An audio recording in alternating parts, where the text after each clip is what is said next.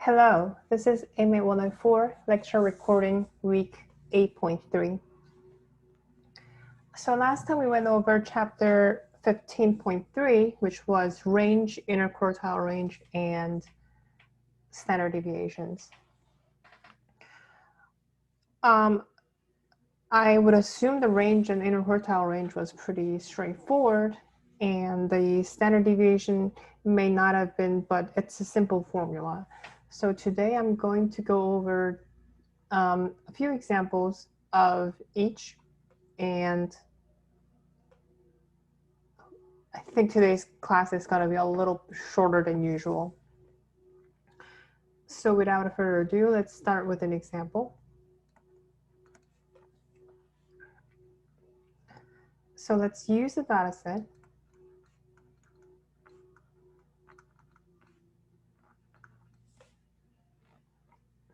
That's given as -9, -8, -6, -6, 8, -7, 4, -6, -1. So here, let's first find a range.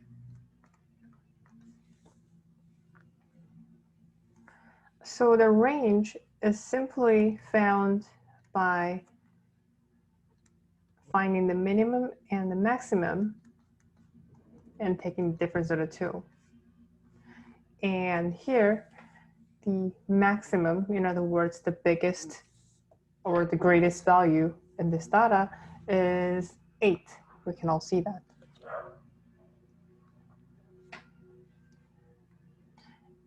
What about the minimum? The minimum here is -9. So we will have -9.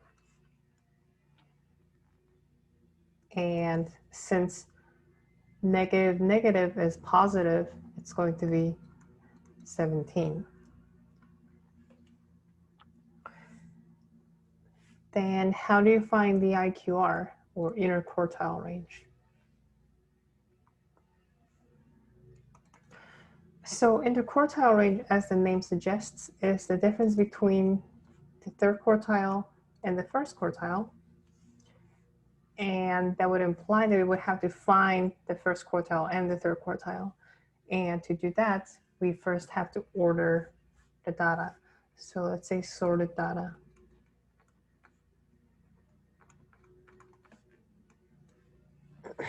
The smallest is -9, and we have -8, -7, and we have 3 -6s.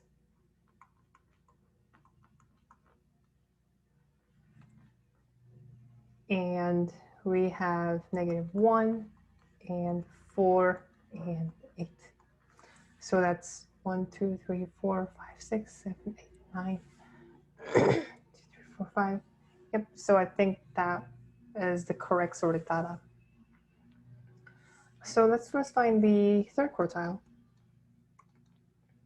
So we know that this is the 75th percentile.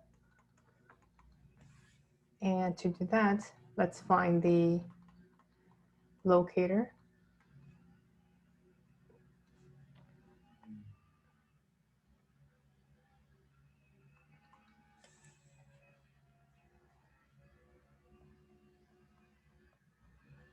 And that's going to come out to be 6.75. And since this is not a whole number, it's going to be the 7th. So 1, 2, 3, 4, 5, 6, 7. That's going to be -1.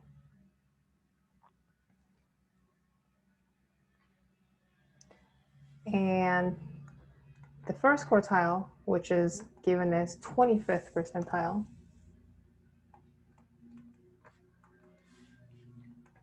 the locator is 25 divided by 100 multiplied by 9. That's going to be 2.25.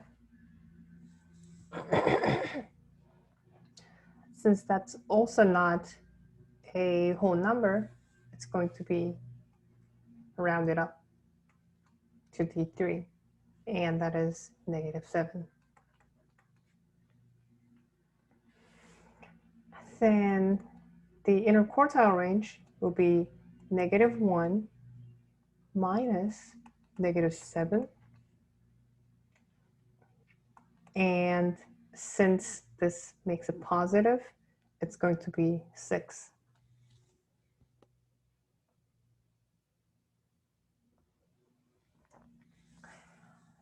Let's look at the similar example, but in a context, let's say in a real life context. Example.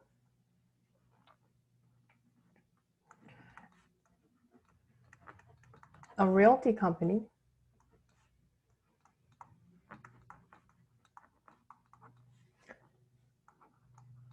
has sold, let's say, 335 homes in the last year.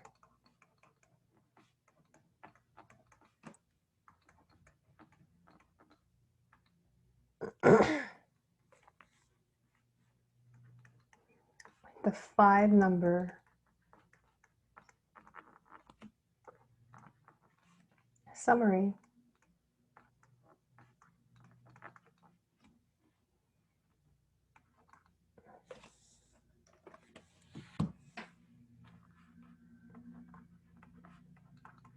for the sales price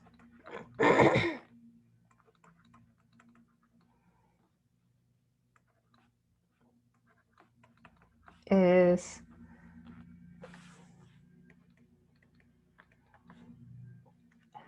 $97,500.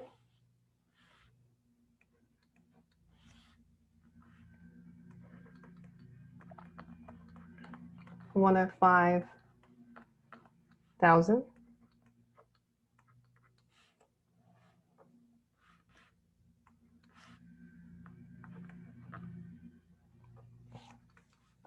And that's 144,000.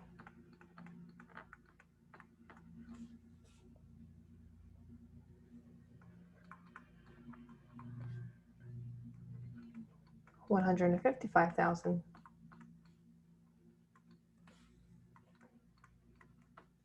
And lastly, 245,000.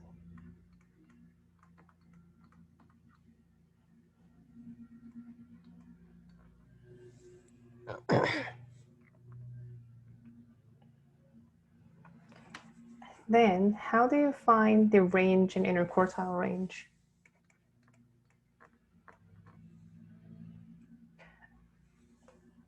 So in this problem, it's really simple because you don't really have to calculate anything. You're already given all these numbers. So you just have to know that's what, which information is going to be used for each number. So for example, for range, we know that it's the difference between the maximum and the minimum. So that's going to be 245,000 minus 97,500.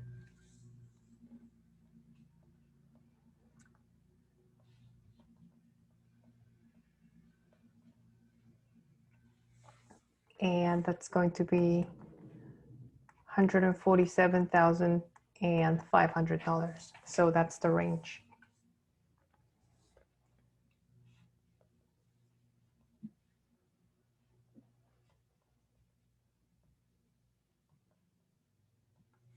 What about the interquartile range?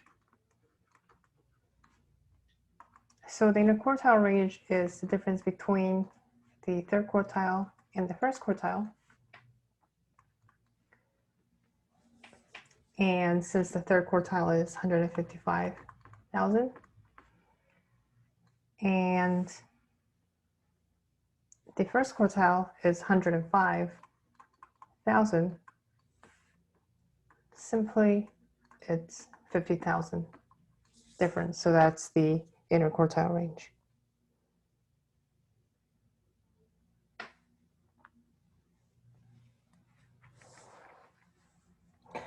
So let's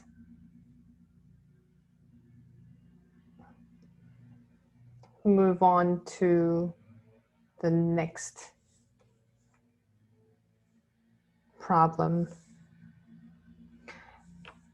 So before I move over, obviously the range includes the 100% of the data, meaning that within this range, within this price difference, all 335 homes were sold within this. Inner quartile range is the middle 50%. So we can safely assume that 50% of the homes were sold within this inner quartile range. Or in other words, half of the 335 homes, so 168, 167 homes were sold between the price of 155,000 to 105,000. So let me actually write that. 168 homes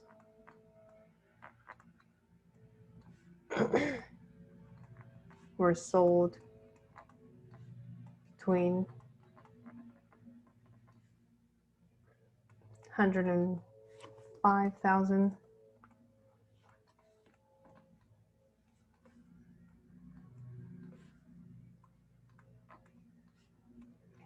and 155,000. And because this is half of 335,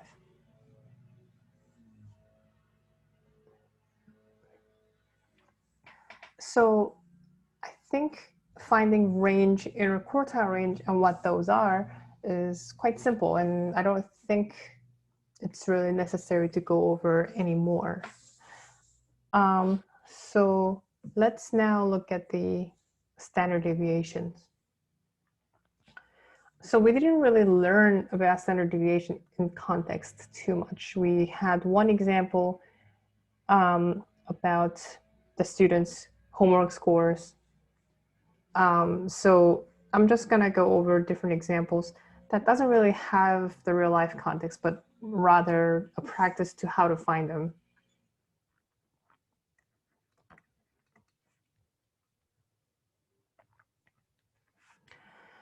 So find the standard deviation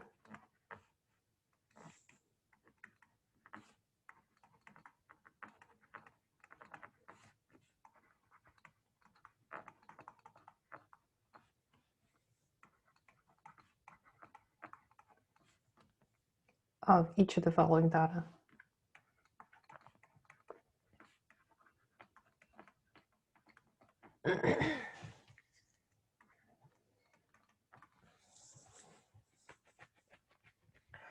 Oh, before I do any of these examples, I would like to mention that there are a couple of different ways to find the standard deviation. And the standard deviation method that, I mean, they're all pretty similar, and one is just the standard deviation, the other is a sample standard deviation. The standard deviation that we're talking about in this class is just a general standard deviation instead of the sample. That implies that if you go on Excel, if you use your calculator function or online to find the standard deviation instead of doing it by hand, you may actually get a different answer than what the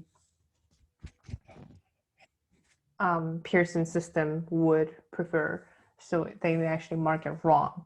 So you are not going to be given anything crazy in terms of numbers. So when you're given problems to solve the standard deviation, please solve it with your hands. That's how you actually get the correct answer in this scenario. So do not rely on technology in this case.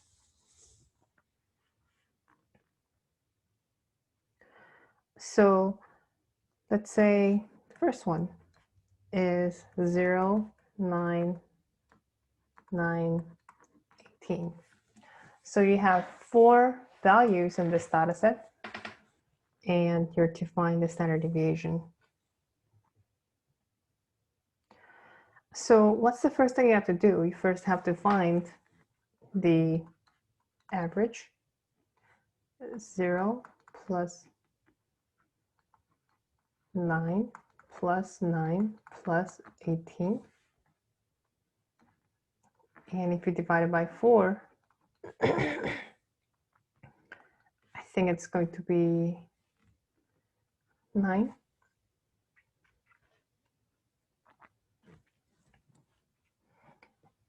And then now we're making the table.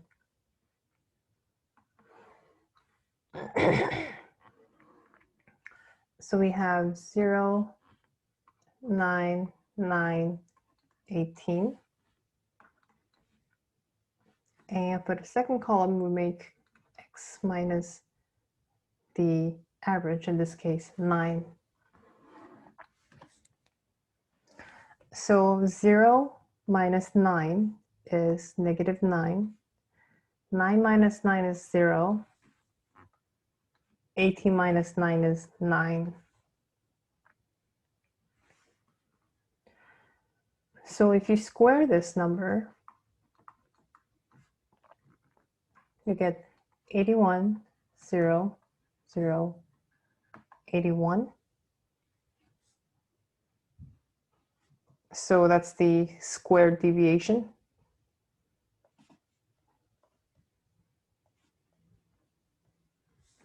Then we can find that variance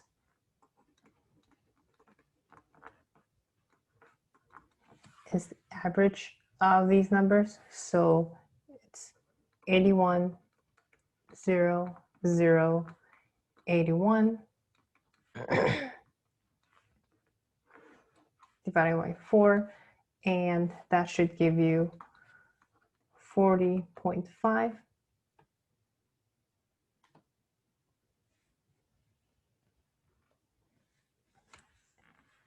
And this would imply that the standard deviation is the square root of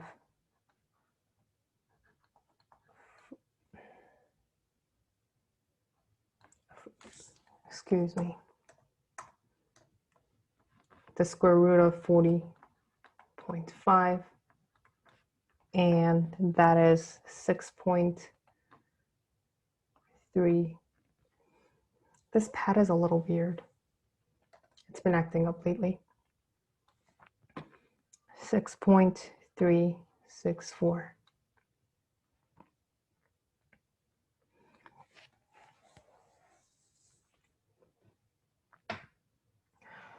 Let's do a few more examples like this, just so you get the gist of it.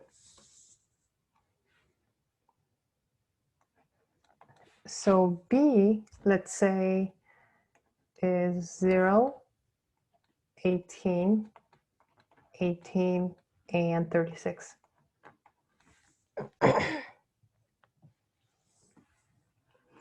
So similarly, you can do the average. In this case would be 0 plus 18 plus 18 plus 36 divided by 4, and that is 18.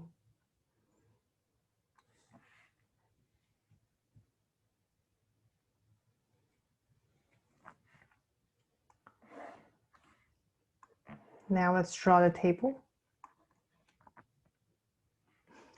We have 0, 18, 18, and 36. And since the average here is 18, we have x minus 18, and it's easy to see that 0 minus 18 is negative 18. 0, 0, 18.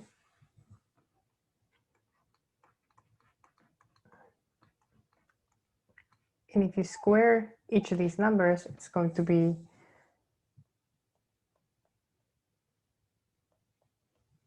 324. 0, 0, 3, 24.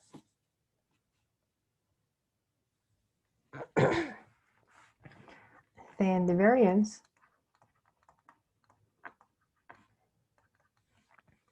is going to be average of those four numbers, 324, 0, 0, and 324.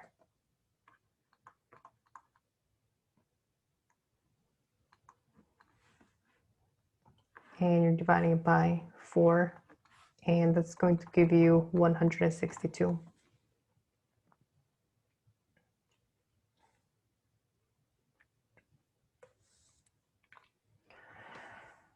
Then, by simply square rooting 162, we can find the standard deviation in this case is 12.728.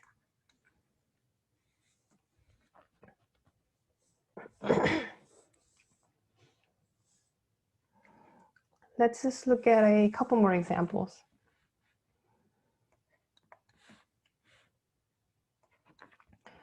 What if you have all four as the same numbers? Or it doesn't have to be 4, it could be 10 different numbers, but they're all the same value. So as the name suggests, so in this case, as the name suggests, standard deviation has to talk about deviation. We can see here that there's no deviation between any values in between. So since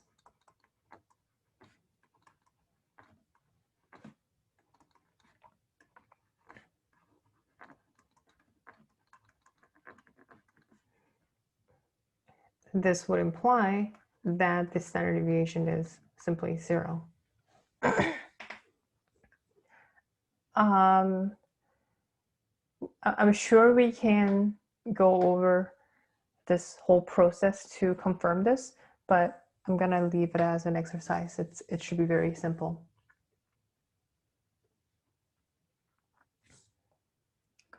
Let's do one last example.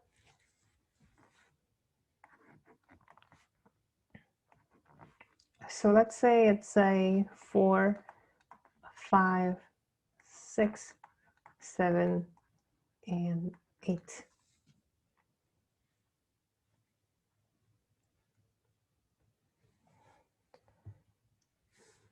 So first we have to find the average. So it's 4 plus 5 plus 6 plus 7 plus 8.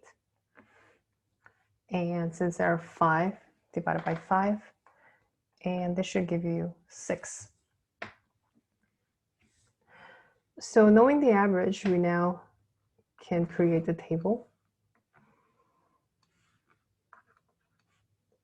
We have 4, 5, 6, 7, and 8. And the second column will be x minus 6.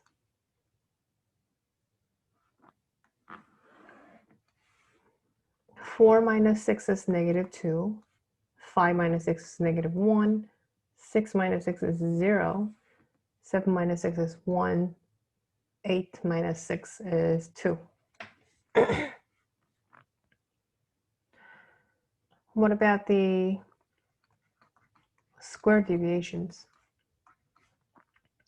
So the square deviation by squaring each number, we get 4, 1, 0, 1, 4.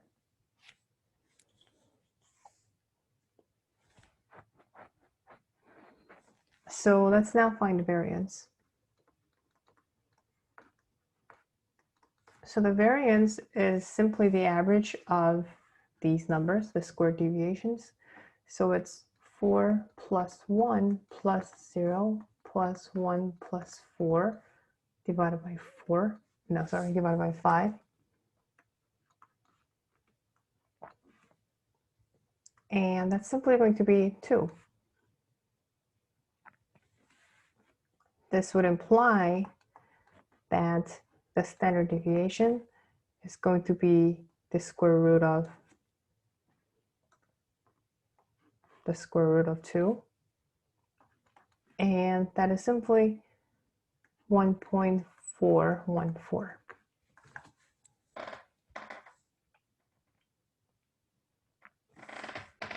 So I think that's it. I think that's mostly all you really need to know. And I think we did all the techniques. Even though the examples may have been a little simpler, we have gone over everything that we need to do, we need to know about this chapter. So we're actually done with chapter 15. And from the next class, I am going to start the chapter 16, which is about probabilities, odds, and expectations. So I know today's class was a little short, but thank you for joining and have a great rest of the day.